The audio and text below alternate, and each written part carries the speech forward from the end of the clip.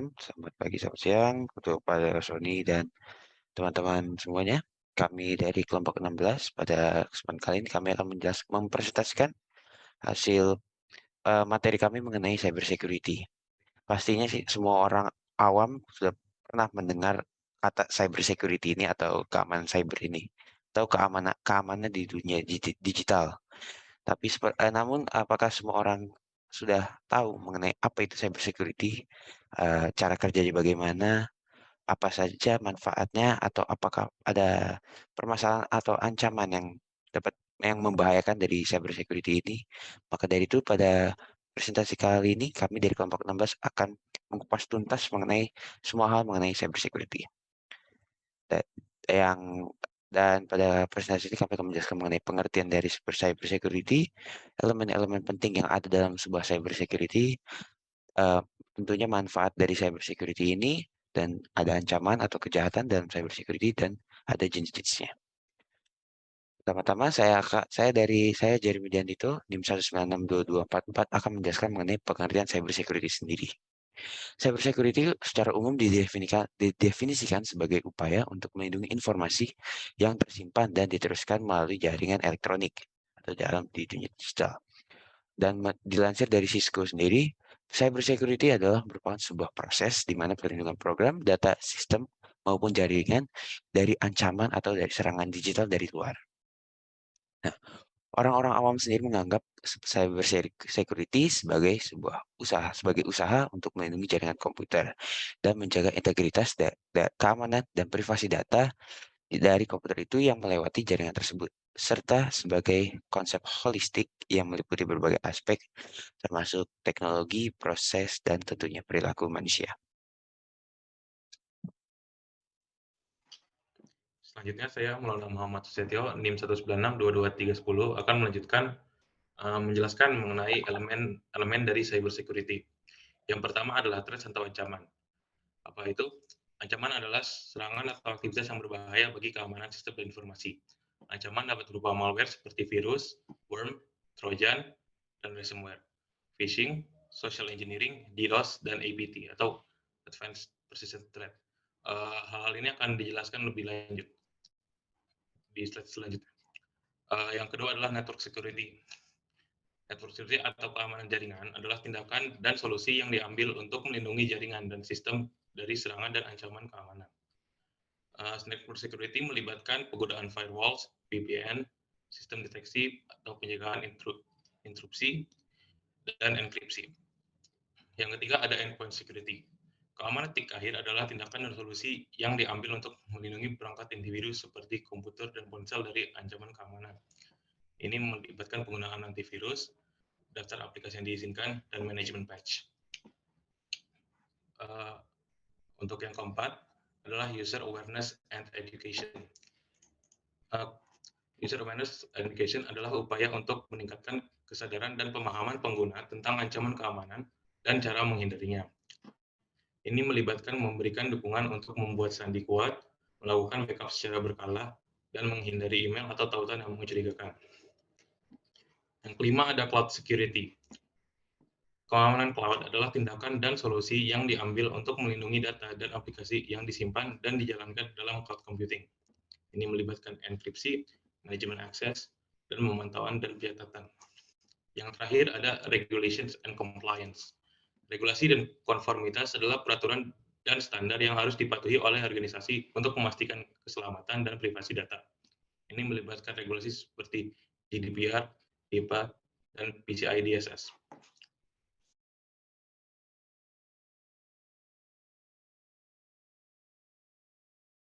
Selanjutnya saya, Celvadinda, 1962276, akan menjelaskan tentang ancaman pada cyber security. Yang pertama yaitu ada malware. Ancaman berbentuk software berbahaya yang bisa membahayakan penggunaan komputer. Malware bisa membahayakan komputer dan penggunanya melalui penyebaran virus komputer, spyware, worms, dan masih banyak lagi.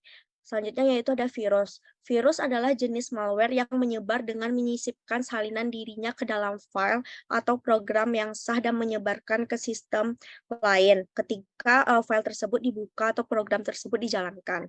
Terus selanjutnya ada worm. Worm adalah jenis malware yang menyebar melalui jaringan, seringkali dengan mengeksploitasi celah keamanan tanpa intervensi pengguna. Selanjutnya ada ransomware, yaitu ancaman berbentuk software juga, namun lebih ekstrim daripada menyebarkan virus saja. Biasanya terdapat hacker yang akan memblokir akses kita untuk membuka komputer atau dokumen penting. Selanjutnya yaitu ada social engineering, yaitu serangan yang didasarkan oleh interaksi manusia. Serangan ini dapat memanipulasi pengguna untuk memberikan informasi sensitif seperti password, jawaban untuk pertanyaan keamanan, dan lainnya. Selanjutnya itu ada Trojan. Trojan yaitu jenis malware yang menyamar sebagai program atau file yang sah dan mengeksploitasi kepercayaan pengguna untuk mengakses sistem dan mengambil data atau melakukan aktivitas jahat lainnya. Selanjutnya yaitu ada phishing. Phishing yaitu ancaman bentuk penipuan yang biasanya hadir melalui email. Penipuan ini bertujuan untuk mencuri data sensitif seperti nomor keamanan pada kartu kredit, password, dan informasi penting lainnya. Selanjutnya yaitu ada distributed denial of service, yaitu serangan yang mengirimkan jumlah lalu lintas jaringan yang berlebihan ke suatu situs web atau jaringan untuk membuat situs atau jaringan tersebut tidak dapat diakses.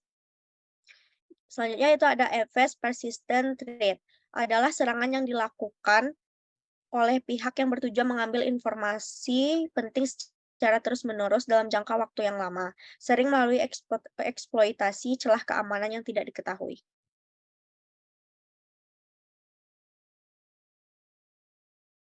Selanjutnya saya dan Fitra Salam NIM 196222277 akan menjelaskan jenis-jenis cyber security.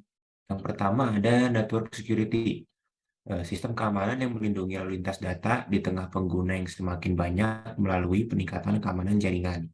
Keberadaan network security dianggap efektif untuk melindungi aset perusahaan serta menjaga jaringan lalu lintas data tetap terjaga. Yang kedua, application security. Jenis keamanan cyber ini untuk meningkatkan keamanan aplikasi yang dapat diakses dari berbagai jaringan dari berbagai ancaman serangan cyber. Beberapa cara yang dapat memastikan bahwa proses keamanan bekerja dengan baik adalah prosedur autentikasi, otorisasi, enkripsi, logging, dan uji keamanan aplikasi.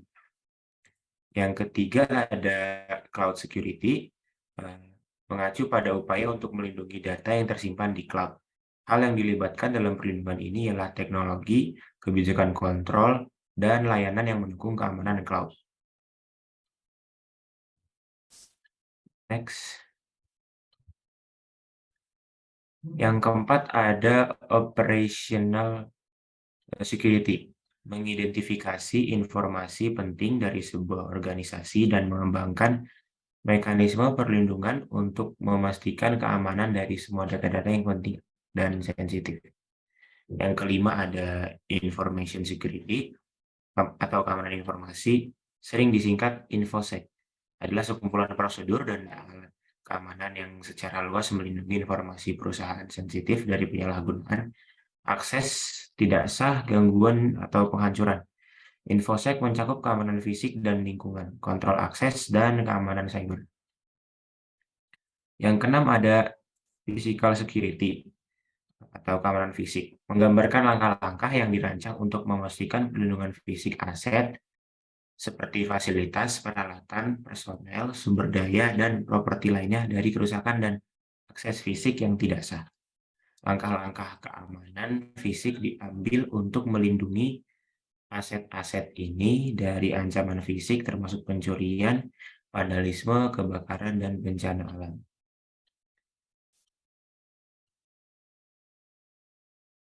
Yang ketujuh ada business continuity planning,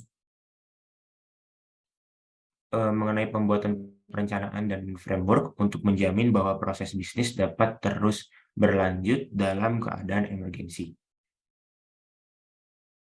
Yang ke-8 ada Identity and Access Management atau IAM, layanan web yang membantu mengendalikan akses ke AWS sumber daya secara aman. Dan IAM dapat mengelola izin secara terpusat yang mengontrol AWS sumber daya mana yang dapat diakses pengguna. Yang ke-9 ada disaster recovery, mengenai pemulihan cepat dari keadaan emergensi atau bencana, sehingga hanya mengakibatkan dampak minimum bagi organisasi atau perusahaan. Oke, selanjutnya ada peran cyber security di berbagai bidang. Bidang yang pertama ada ekonomi dan bisnis, menjaga keamanan data dan informasi perusahaan, melakukan pemulihan terhadap serangan cyber kepada perusahaan, menjaga keamanan privasi data pelanggan dari suatu perusahaan. Yang kedua ada di bidang kesehatan, mencegah pencurian data pribadi milik pasien, mencegah server rumah sakit terkena serangan malware yang dapat melumpuhkan aktivitas cyber rumah sakit, mencegah penyebaran berita hoax yang berkaitan dengan bidang kesehatan, dan menjaga agar informasi kesehatan dapat diakses dengan aman. Yang ketiga di bidang pendidikan, yaitu menjaga keamanan data pribadi siswa, guru, dan tenaga pendidikan, menjaga agar situs pendidikan dari serangan malware, dan menjaga dari situs pendidikan agar tidak down ketika beroperasi.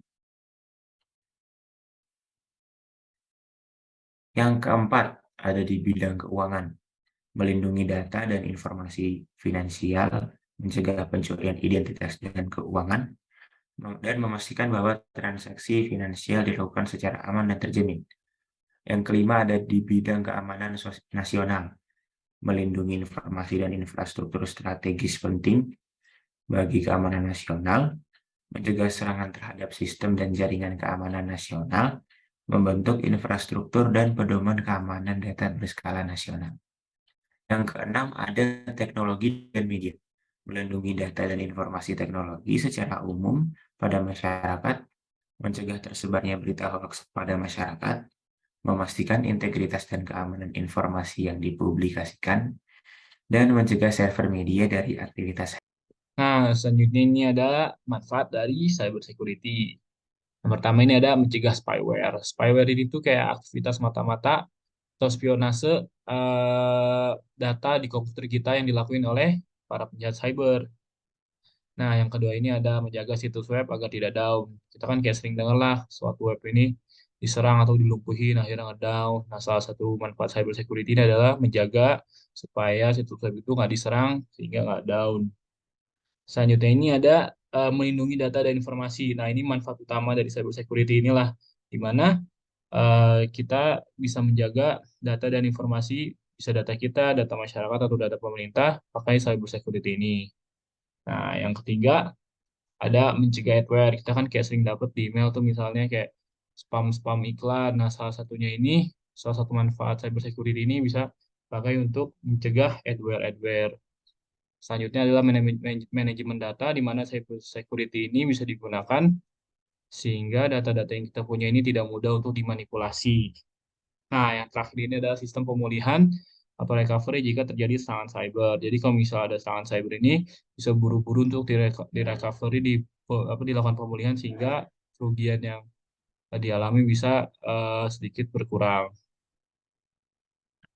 Selanjutnya ada, kesimpulan nih. Jadi dari semua presentasi tadi kita dapatkan bahwa yang pertama itu ada pengertian cyber security, di mana cyber security adalah usaha untuk melindungi data dan informasi pada jaringan komputer. Cyber security ini memiliki berbagai elemen. Yang pertama threats, network security, endpoint security, user awareness and education, cloud security, regulation and compliance. Nah, habis itu ada ancaman dari cyber security kayak malware, virus, worm, ransomware, social engineering, trojan, phishing, DDoS, and APT. Nah, selanjutnya ini jenis-jenis dari cyber security, ada network security, ada application security, cloud security, operational security, information security, physical security, business continuity planning, identity and access management, dan disaster recovery. Nah, jadi itu semua tentang apa yang udah kita bahas di cyber security ini. Terima kasih dan semoga bermanfaat.